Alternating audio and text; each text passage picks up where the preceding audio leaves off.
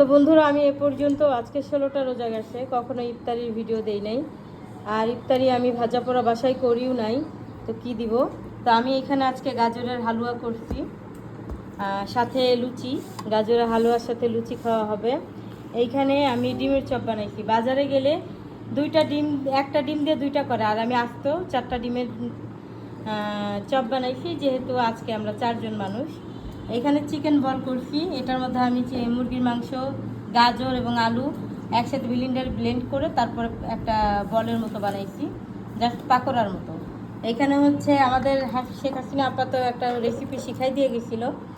এইটা হচ্ছে মিষ্টি কুমড়ার বেগুনি। তাই এটা মিষ্টি কুমড়া বেগুনি বানাইছি।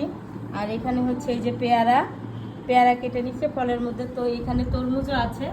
তো এই হচ্ছে আজকে আমার ইফতার। আজকে মুড়ি মাখাবো না, এগুলোই খাবো। মানে আজকে ফার্স্ট 16 রোজায় ফার্স্ট আমি আজকে ভাজা পোড়া করলাম বাসায়। তবে স্পেশাল এটা গাজরের হালুয়া।